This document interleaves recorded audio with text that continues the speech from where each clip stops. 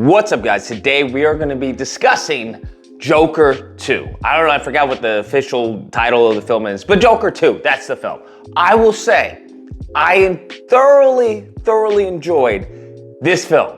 Contrary to popular opinion of other individuals, I really enjoyed this film. What I will say as a caveat for those who may be thinking about watching this film, anyone who has suffered any type of mental health problems, whether currently or in the past, if you're going through any type of difficulties right now in your life, this is not the film for you. I'll just simply say that. This isn't the film for you. I think it will exacerbate any problems, any type of mental anguish you're going through. Having said that, people were telling me that the film was horrible, don't watch it, you shouldn't go see it, it's the worst film ever, yada, yada, yada, yada. Despite that, I went in, to the film, I was like, okay, this is gonna be a trash film. I'm looking to drag this film. I'm looking to do a review and just completely take a big old pile on this film. In contrary, I actually enjoyed this film and I got a new perspective on as far as the mental health as a whole. And I think that in and of itself was a little too real for people. I think that's why a lot of people are feeling betrayed by this film. Because if you juxtapose this with the first film, I won't say it's night and day, but it's a realistic conclusion. I think the film is a little too real for people. When you had the first one, where you had this guy who was giving the middle finger, to society and like, hey, some people just aren't all right and you get what you deserve. And it was like, yeah. And that was the first half, right? And it's kind of like, if you were to wild out, in the store or wild out during a, whatever it is, and you go off the rails, you're just like, and at that moment, you feel good. That Joker 1 is that feel-good moment. And then Joker 2 is all of the consequences that stem from your actions, right? This man on national television yeeted somebody, right? He took someone's life on national television. 6 people on, in total, right? And you have to understand that there's gonna be consequences. People expect him to be, well, he's gonna, break out free. I don't know what people were thinking, but in the real world, there are consequences for your actions. There are consequences for your behavior. And I think what this movie does really well is show that.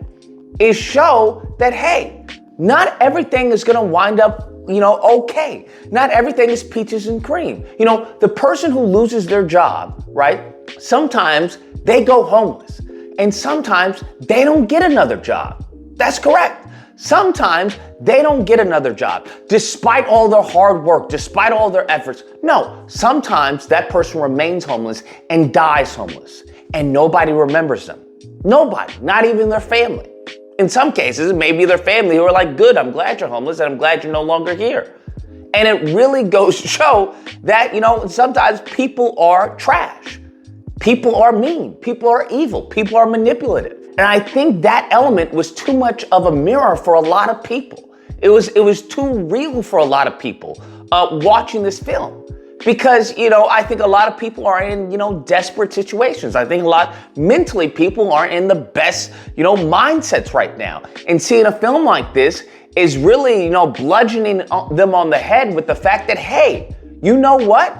That you may actually perish.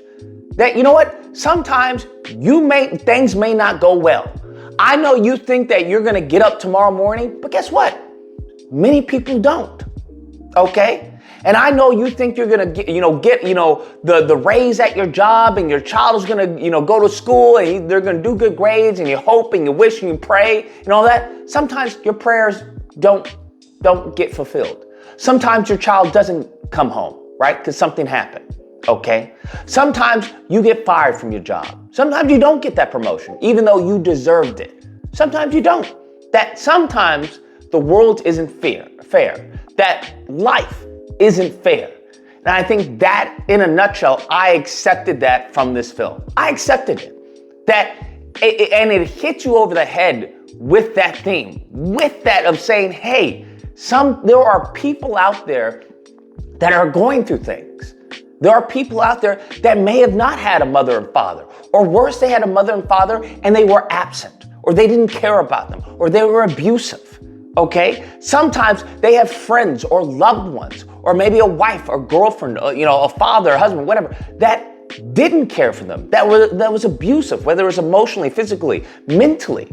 Maybe there are people out there that maybe call themselves friends, that are just there to use you, right? They are there to project onto you what they, expect of themselves. And the moment you don't fall into their category in which they like, they're gone. They leave you, and you are left with nothing. Sometimes that empty hole that you have in your heart because of a loved one or, because of a job or whatever it is, sometimes it doesn't get fulfilled. Sometimes it never gets filled, and you just die with that hole in your heart, okay? And I think that message was a little too much for people. Genuinely, I think that message was a little too much for me. For me, honestly, I appreciated it. I genuinely appreciated it, okay? Because it gave me, it made it real that there are people who are mentally going through things. And you don't think about that. Unless you have a firsthand experience, or unless you're dealing within the family, there's a litany of things that are real to people that most people are just like, all right, let me turn the channel. That there are people out there who are being abused in prison. That there are people there that are wrongfully convicted. That there are people out there who, their loved ones did turn on them. That there are people in there who believe in an alternate reality, and they create coping mechanisms to protect their mindset, right? Their headspace from the cruel, harsh realities of this world. I get that. I absolutely get that.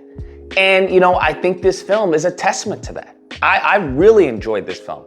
I think, like I said, I think a lot of people, if you're going through anything, if you have some tough times, if you're an incel or anything like that, I think you're not going to enjoy this film. I think you're going to feel betrayed. I think you're going to go into this film expecting, hey, let's see the Joker and everything. And it's going to be like, hey, this is the reality of someone like the Joker. There is no Batman. There is no billionaire who's gonna put on a cape and mask and save you. Sometimes you don't get saved. Sometimes, the hero is not there. Sometimes you get screwed over. And that's life. That's it. That's it. That is the cruel, joke. That is life. That is existence. And, I think that's like I said, I think that's a bit much for people to take in from a movie. I think that's a bit much, especially coming off of Joker 1. I think to have this harsh reality check of what did you expect to happen? That's honestly what I got from what did you expect to happen? What, do you think this guy who did these murders on national television, do you think he was gonna have a happy ending? Is that what you think? What, you thought he was just gonna go around and prance? Is that what you thought? Really? Is that what you thought? And it's very interesting because every now and then the movie gives you it gives you, hope, and then it removes it. It crushes that hope. Gives you hope and then it crushes it. Gives you hope and then it crushes it. Gives you hope and then it crushes it. All the way up until the end. And I think that's a bit much. I think most people will not be able to handle that. Most people will not be able to handle that at all. I think people who've either made it out of that dark spot in their life or who haven't really gone through, something to this degree, I think they're gonna appreciate it. Because okay, that's right. This is the world. That, the person who's at the cashier may be having a bad day. That the person who's, trying to cut me off, maybe they're trying to get to their loved one in the hospital. Or maybe that person is just an ass. Maybe. All right? And I think it really shows, life for what it is. I think that's what it shows. And I appreciated it. I loved it very much. Would I ever watch it again? Hell to the no. I would never watch this movie again. But I'm glad that I watched it the first time because it can be depressing. It absolutely can be depressing. And I think anyone who's in a position of not really clear headspace, yeah, they're not gonna like this movie. You'd probably walk out because it's too real. It cuts a little too close to home in many regards, especially if you have a very, troubling upbringing.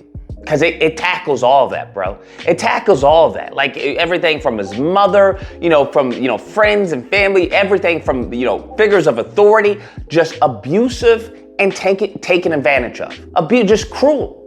And it's just a reality that some people have cruel families, right? They have cruel experiences that not everyone, you know, has that good friend of theirs that they can call up. Not everyone has that loving parent that they can call up and be like, you know, this is what I'm going through. Not everyone has another person even that they can call up and just exchange, the emotion, the emotional trauma that they're going through. Not everyone has the money to even go to therapy and actually heal. So I really appreciated this film. I really did, very much so.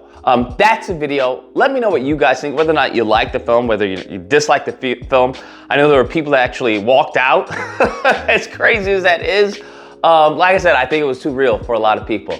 Let me know what you guys think, and until next time, guys, keep animating.